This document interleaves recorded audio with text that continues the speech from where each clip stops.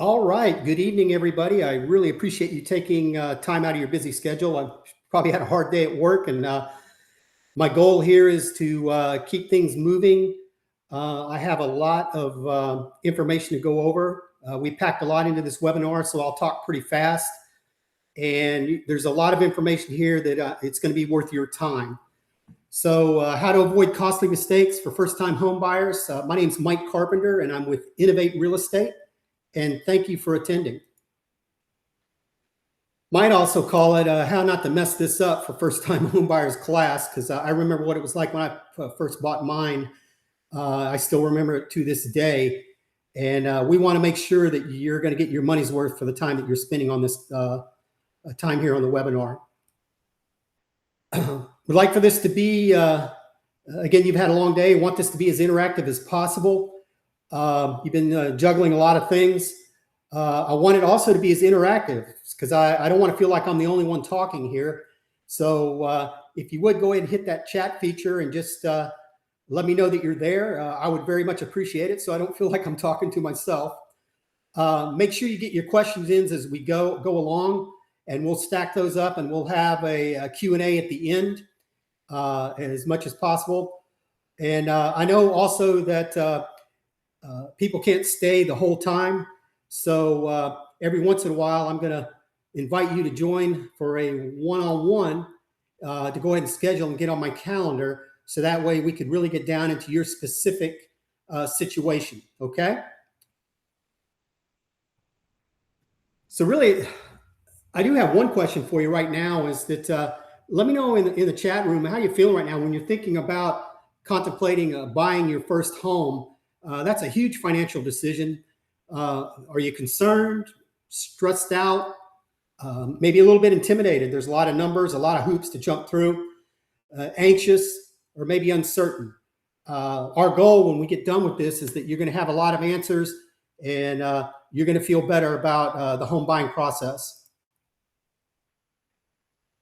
I remember what it was like when I first bought my house. I was in San Diego, and I was in the Marines at that time. And Chris Wilkes was my first realtor. And just that day was one of accomplishment. I felt like I was on the right track as far as financially starting to build on the path of building equity in a home. And he actually gave me a picture with me and my wife that I still have today. And I was in San Diego last 2 weeks ago, and kind of went by that house and looked it up on Zillow what it was worth. This was in the late 80s, early 90s. I paid about $107,000 for it, and it's on the market right now for $850,000. Unbelievable. It was just really good to see that. Again, my name is Mike Carpenter. I'm with Innovate Real Estate. Prior to this, I was a 21-year banker up in Washington, D.C., and did a lot with real estate at that time. Also started my own company after I retired from banking and bought some rental properties. And so I know a lot about house buying, and I've also enjoy really helping clients navigating their way through that process. I work a lot with Gino Aragon, and he is really good as far as a mortgage loan officer. One of the things that I like about Gino is he's always listening and making sure that he's lifting up every rock to find a solution for the client that's going to work for them. And he works with good communication skills, very straightforward, and a lot of transparency. I love first-time home buyers. Why? Because I think it's one of the biggest moments in your life. Also, you ask the best questions, and it just, again, it is that moment when they get the keys and they're just beaming, and you know that that's a big moment in their life, and it's just awesome to be play a small role in that. A couple of thoughts before we get too deep into this, and these are things that I would ask you to think about before you start think about buying your home. Number one is location over finishes. You can change the finishes, whether it be carpeting or flooring or the cabinets or something like that. But what's difficult to change is location. And what I mean by that is be thinking about it when you're touring the house, that you're looking at it out the master bedroom window and you see a big cell tower. that might be an issue when you down the road for you, or airplanes that you're in the flight path. If that doesn't bother you, think about it when you're selling. So location is very, very important. Your layout matters. If the house isn't laid out efficiently, it may be have a lot of square footage, but if it's boxy, you can't get efficient use out of that. So open floor plans have been out there a lot for numerous years now, and they really allow you to maximize your space, and they're very versatile. And really what I'm driving at is that think about what it's going to be like to sell your home before you buy it. I know that sounds kind of backwards, but you don't want to have issues pop up to where when the buyer comes, they're looking at it and they may pause. And pay attention to the big items. What I'm driving at there is that you want to make sure that what's the shape of the HVAC system, the roof, the garage doors, things like that. You want to kind of go over that with a fine-tooth comb, and we'll talk about a strategy for that later on. And then also buy something you can grow into. And, the average length of home ownership, a person keeps their house for 5 to 7 years before they either get relocated with a job or have a family or anything like that. So pick a house that you can grow into that's the square footage is not too tight. But then it's also all got to line up with the budget and the goal alignment. And we can help you with that. Just kind of a background here. What's been going on with the mortgage rates? You can see there, just looking at it for every April since 2023. You can see there, just as on a $300,000 mortgage, look at what's been going on with the interest rates. 6.40 in 2023, 6.90 in 2024. Then what started to happen? It peaked in 2024, and then it's starting to come down. Right now, it's a little bit lower than 6.5%. Excuse me, 6.5%. But look what's been going on with the monthly P&I payments. And I would bet that if you're paying pretty close to that in rent, then that's kind of what we can get close to on the monthly P&I payments. And again, it's all about the budgeting and understanding the numbers. So just a little example here to demonstrate why is buying a home a smart move. Financial advisors will tell you that either buying a home and your 401k is two of the biggest ways to build generational wealth. So in this example, let's just say the home price was $300,000, your loan amount was $290,000, and we'll just use a 6% 30-year fixed rate mortgage. Your monthly P&I would be $1,740. Contrast that with rent, $2,000 per month. Home appreciation, 2% a year, rent increasing 2% a year. And for this example, let's just run it out for 5 years, the time horizon. Well, if you own a home, your home will have appreciated with that 2% annual by $31,000, and you would pay down the loan by $19,000. Your total equity created is $50,000. You just have increased your net worth by $50,000. What's the renter position after 5 years? The total rent paid over 5 years at 2% increase every year is $124,900. No equity is built, no return on investment. You have rising payments, no ownership, no return. Again, if I'm hitting a note here and you would like to have a one-on-one consult, just go ahead and get on my calendar there, and we'd be happy to talk to you. Okay, here's what I've learned about the home buying process that most buyers mess this up. First timer mistakes is they focus on the house, they get emotionally attached to it. And the house is important. You've got to live in it. You got to be happy with it, but they overlook the neighborhood.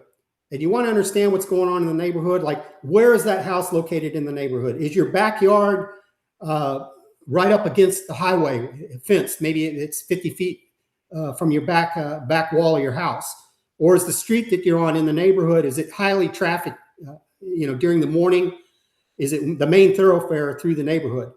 You kind of want to be aware of that and watch out for that. We want you to see around the corners so that you can anticipate what's going to make you happy but also what's going to be a concern. Mistake number one is the first-time home buyer is they don't take advantage of the programs.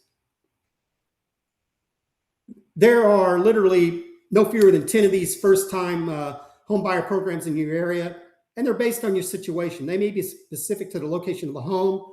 Is the down payment for concern on anybody on the call? Well, if that's one of the things that's keeping you up at night in the process, listen, by going through these programs, we've got a plan A, B, C, or D that could be a solution for you. You have some that are specific to the location of the home, might be dependent on your income, maybe requires you to hang on to the home for a certain amount of time.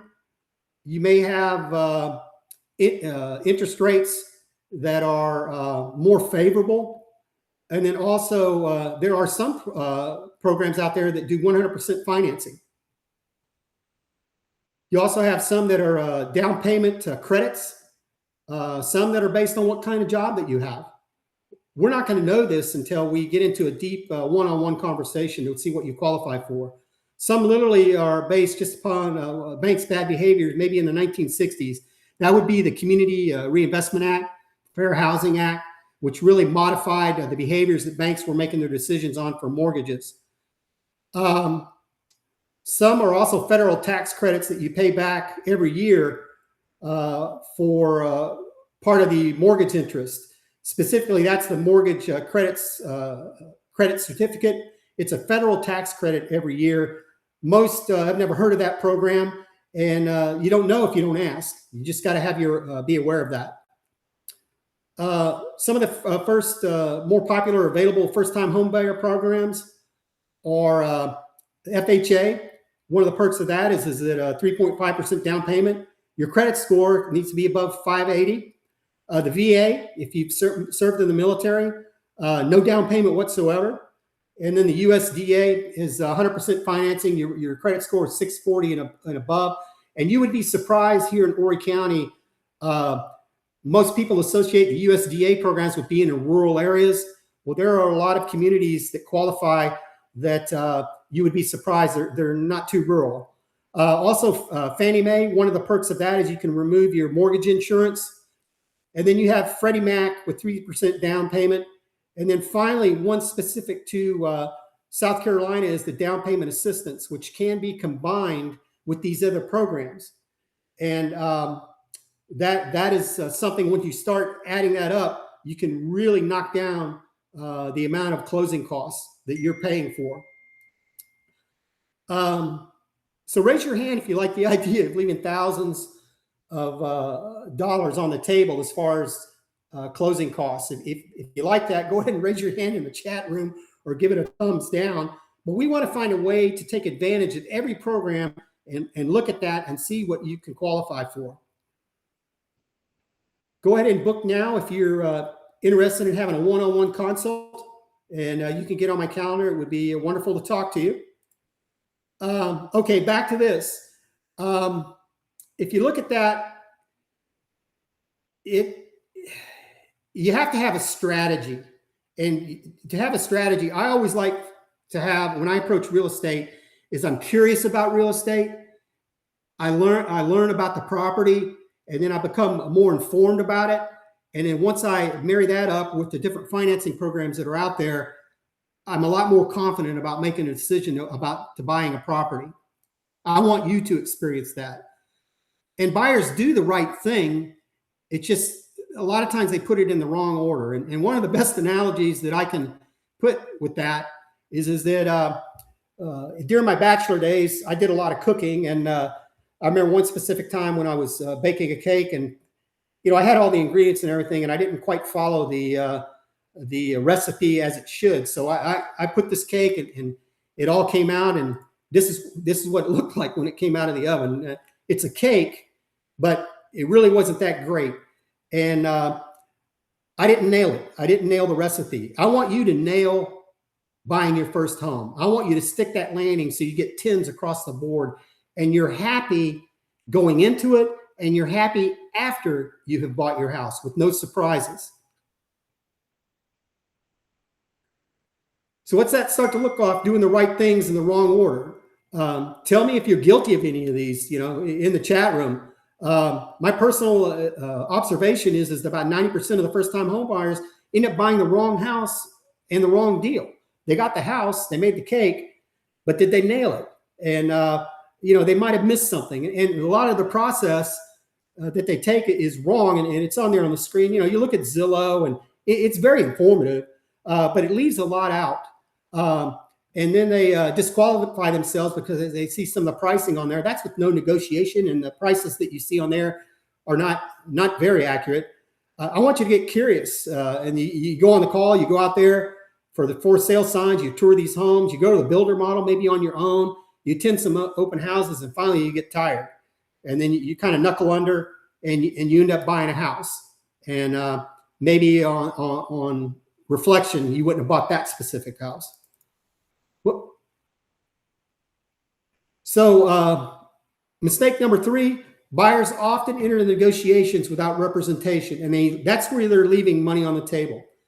Sometimes when they're building with the builder and there's a lot of new construction out here, and that's not a bad thing.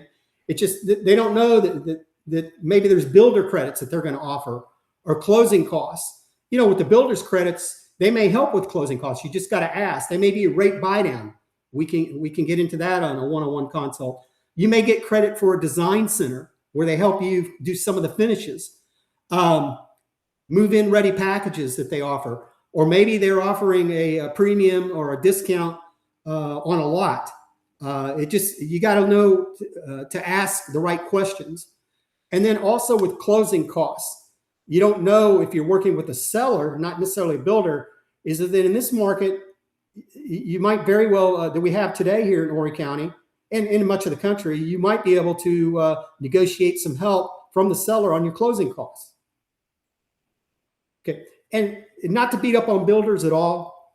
Not all builders are the same. There's a lot of good ones out there, but you just want to make sure is the quality can vary. You want to notice that. The experience of the builder matters, and then also require independent inspection. And that's one of the critical parts in your decision-making process. Is you need to hire a housing inspector, a building inspector that's going to represent you. They're watching out. They're looking at all the systems and everything and making sure that it's done correctly, and you're not going to have issues or have expenses after the closing. The two houses may look the same on the street, but on the inside, there could be a lot of variation. So you want to identify the builders who consistently are out there delivering quality. And we see that all the time. And when you're talking about new construction, when you go out there, the builder has hired a team to represent them, but who's looking out for you? And so I would suggest that you should bring your own representation out early so that you can develop a strategy to make sure that you're getting the best terms and the best structure in working with the builder as you possibly can. Most builders expect that you're going to have representation, and often they won't compensate your agent if you show up alone. So it's in your best interest to make sure that you're fully represented and protected. And the other mistake, number 4, is buyers get intimidated by the numbers. And it took me a while, as I was growing and buying houses along the way, is that to really understand the process and to do the homework up front so that I could avoid the surprises, and also make sure that my budget was going to work. And average home buyers, they don't dig deep enough in the numbers. But I know, because you're on this webinar, that you want to make sure that you're becoming informed, that you're curious about it, and you want to become more informed, and you're going to make a good decision. So when we talk about no more confusion, what are closing costs? A lot of times you have the fees from the lender, the title, HOA. HOA is a big one, from the aspect of is that you don't know, unless you review the HOA documents, is there a capital buy-in? A lot of HOAs will require you to contribute certain dollar amounts to buy into the HOA. Also, you have your prepaid insurance, your prepaid taxes. That's squirreled away for you. So it's automatically, you're paying it every month. So it's easier for you to make those payments, and you're not getting hit with a bill at the end of the year. So the bad news is that all of these closing costs, they're expensive, and they add up. And you can get a good faith estimate if you're working with a reputable realtor and a reputable mortgage loan officer, is you can get a good faith estimate of what those expenses are going to be. The great news is that why not have somebody else pay for them, some of them at least. If we were doing this webinar 2 years ago when people were getting a lot of help maybe from their parents, and they were overpaying for houses, so the parents would have to help them, or they would get somehow somebody would be helping them with their down payment. They were paying over the asking price of the house. Boy, have things changed now. Aren't you glad you didn't buy a house at that point in time? But the thing is that you can get help with your closing costs. You can get help if you ask for it, if you negotiate that on the front end. Mistake number 5, they don't hire a gladiator. And that's the one thing that people fail to do, that if they go it alone, if they would get this one right, if they would work with somebody who's knowledgeable through the process and is representing you, all of these other mistakes that I'm talking about, these surprises, this is the one, you guys, that is very, very helpful as you're going through the home buying process. Credit reporting is just the first takeaway is don't let somebody do a hard pull on your credit, because that is, if your credit scores are marginal, that could have it drop a few points, and that would result in you not being able to qualify for the loan. And the other big one here is know the difference between a pre-approval and a pre-qualification. A lot of times soft pulls can be done for your pre-approvals. Pre-approval is where that bank, the mortgage loan officer, is saying, hey, you're qualified for, if I go back to that example, you're qualified, Gabriel, for a $290,000 loan. And that way you can go out there with confidence with that pre-approval letter that you're going to have to include in your offer, so that the seller knows that you're serious. They know that you've already done your homework. A pre-qualification, that's just where they've done the mortgage loan officer or bank has just done a cursory look saying, yeah, this kind of passed the SIF test, but we're going to have to do some more underwriting to make sure that we can get you taken care of it and get you approved. So a lot of times people shop lenders, multiple mortgage pulls, usually within 14 to 45 days. That's typically only counted as one pull, so one inquiry for scoring purposes. So credit reporting, again, the next one, the second takeaway is, please don't be a hero on this. There's nothing to be uncomfortable about. Is that, full disclosure on every, your financial situation. That way your team at least has a chance to make sure that they understand your finances and that they can make the best recommendation for you to make sure that we identify the best program for you, and that way that we can make sure that we have a successful house search and also a successful loan closing, and you're the owner of the home. Okay. There's 5 steps in buying a home, and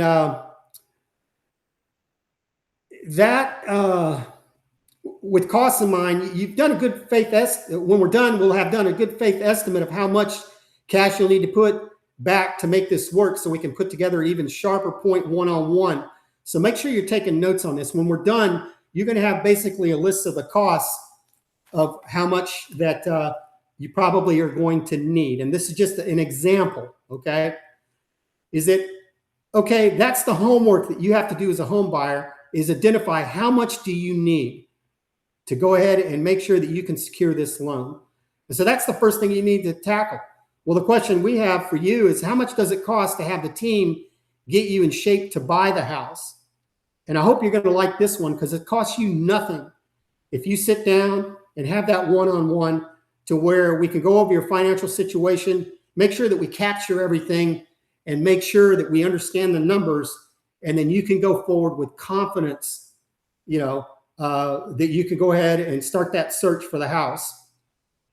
Even if it takes us a year or longer, we've done this before, getting somebody qualified and working with them. It takes some effort, and we're happy to do that. Understand that the seller still pays commissions in our market, so that's good for you. But we don't get paid unless and until we put the keys in your hand. And so this setup is ideally for you because it makes sure all three of us, you, myself, and also the mortgage loan officer, that we're all motivated to nail it and stick the landing that I was talking about earlier. Is that step one, how much money do I need? When we find the home and execute a purchase offer, you'll be asked to pay 2 fees, and just understand what the difference is. One is refundable, the other one is not. Now, when I'm talking about earnest money is your commitment, okay? And that is typically in this market about 1%. That shows the seller that you're serious, but you have to be really careful to make sure that the contract is written tight, representing you, to make sure that if down the road, if something doesn't work out, that you can get that earnest money back. The other one is a due diligence option, and that's that gives you your flexibility, and that's typically about I wrote down here about $600. Your earnest money in the example that we were using was 1% would be $3,000, so we're up to $3,600. But the due diligence option, that gives you time to line up inspections to make sure that everything is on track, that the house is as it appears, that there's nothing wrong with the home, okay? And you can't do that in a couple days. You want to make sure that you allow yourself enough time, 10 to 14 days, to line everything up, to make sure that the house has gone over very thoroughly to protect your interests. And that's your option fee. That's the leverage with your seller, okay? So then now we're under contract. Congratulations. And now we need to make sure that this deal is rock solid. So then you need to get a house inspection. This house inspection is being done on your behalf. That's a cost that you will have to pay for, but it's at your expense. And also some loans require a pest inspection. But this is the time where they go over all of the systems, because you don't want to buy a house and then find out that the HVAC system is 15 years old and it has some issues, or the roof needs to be replaced, okay? Secondary inspections may come into play if there's something specific about a system that the house inspector doesn't feel that needs to have a second opinion, okay? It needs to be looked at. So the house inspection is about $700. Then we go to the next step. Now you're negotiating the deal. And you could renegotiate the deal based upon the inspection results. So you're looking at that, and you want to make sure that if there's something really seriously wrong with the house, well, then you can back away. If there's 2 or 3 items that need to be fixed, then the seller will fix those at their expense, and we want to make sure that they provide the receipts and the warranties. For example, yes, the HVAC system has been replaced, and here is the warranty for that. And then the other option might be, well, okay, maybe they don't want to fix, again, using an example, the HVAC system. Okay, well then we're going to discount our offer to compensate for that expense. So we're making a lower offer so that you're not paying for that. So then it all goes quiet. At that point, you'll get a request from the lender to pay the appraisal. The average cost on this is $600 to $700. So all in right now is that you're paying about $5,000 in closing costs for about a $300,000 loan. So once you get, you're at that stage and you get in the appraisal done, and the lender is comfortable to go ahead and order the appraisal, that's not the time for you to go out and celebrate. And I'm being facetious here, but go get a Range Rover or buy a bunch of furniture. Let the dust settle. You want to get through this step to where you're proceeding to closing, okay? So now step 5, you own the home. Congratulations. Then we went to closing. You made your down payment. Any closing costs not covered by the seller, and you get your keys. What we've negotiated by that point is where are your credits that we negotiated, or was there any special programs that you qualified for? We want to make sure there are no surprises all through these steps. Okay. So when we're talking about what is a gladiator, I mean, any dummy can go and pop a lockbox. The job is really about 2% of it's showing houses. The priority is making sure that we're looking very diligently on that particular house and what are the strengths of that house as far as the quality of it, what are the systems, what shape are they in, to make sure that we protect you from harm. And also, again, it's all in how the contract is written. So my job is to make sure that I protect you from the negative consequences, that you have that confidence going through the process. So what do? Is that we make sure that when somebody says, well, that's not possible, we keep pushing. We don't take no for an answer. We try to come up with, in negotiation, there's a little bit of give and take. We want to make sure that we're pushing it to represent your interests. We don't believe the inventory. A lot of times when we're out there as realtors is that there are expired properties that have been in the neighborhood that you liked, that maybe were on the market, and maybe it wasn't priced appropriately. So it was taken off the market. That's something that we could revisit. We're going to have that information. We're going to call in favors. Sometimes we can get things done quicker. Sometimes as we get to closing, things get in a rush. We want to make sure that we keep the process moving forward.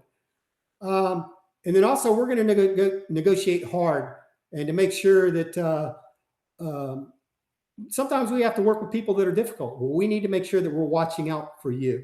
Okay. Is every tactic going to work? No. Together, we're going to look at all the options to make sure that we've come up with overall the most favorable solution for you that you're happy with, and you know about it every step of the way. So let me ask, how are you feeling now? If you had all of these issues and all these approaches and thoughts that were representing you, are you less concerned, maybe less stressed out? Maybe it's not as intimidating if you have a coach to guide you through, not as anxious. And maybe we've taken, hopefully, some of the uncertainty out of the home buying process. But your job is to make sure that you tell us or tell me what you really want. Let us worry about how to make it happen. But let's understand what your budget is. And then, what's your gotta have situation, and the strengths of the home, the strengths of the perks and things that you're looking for, so that we can make sure that we can align that up just as closely to meet and exceed your expectations. So this is the secret sauce right here, is that it's the right order. It gets back to that recipe. So you need to choose a team that works with buyers, okay? And then it's a little bit small here as far as the writing, is that we need to make sure that can't see it. Sorry. We're taking you through this process where you're going through step 2, 3, 4, and 5 to where at the end of the day, we're all into where we have a successful negotiation for you. Apologize for the writing to be so small, but if I explore, go back to step 2, if I explore all the financing, the first time home buyer program, options with the right local lender, then you're going to run the payment estimates on if only homes in the neighborhood to make sure that we're looking at the properties that you want us to. And then we're going to visit builders with the realtor to play the walk away game. Okay. Is that we make sure that if it's not competitive, if there's issues with the home being built, that we're not going to get emotionally attached to it. I'm going to tell you if it's a bad deal. Okay. And then we're going to negotiate the seller credits hard. We're going to keep pushing because there's always a little bit of wiggle room, and we want to make sure that we accomplish that for you. And again, the final step is once we identify the house, we also want to focus on that neighborhood. Okay. Sorry about the reading the small print there. Go ahead, and if you want to learn more and you'd like a one-on-one review, go ahead and book now, and we will look very much forward to talking to you. I do want to thank you for your time. This webinar will be on YouTube probably by tomorrow afternoon. You have my contact information there, carpentermichael.d@gmail.com, and there's my phone number. So with that being said, are there any questions?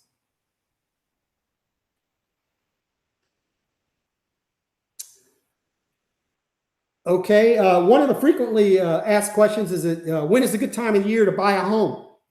And spring is a good time because you have a lot of homes that are coming out. The sellers are bringing their homes on the market. You also have, we're getting towards the tail end of tax season, and that's helpful for people to come up with their down payments. The market right now is very favorable for the buyers right now. It's starting to even out, but a lot of times you can get these sellers, like I've said before, to help out with some of your costs for closing the loans. Okay. Any questions at all? Okay, Gino, do you have anything?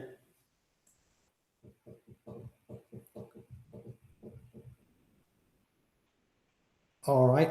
Well, I want to thank you for your time, and I'll see you again and on the next webinar. And thank you so much. Have a great evening.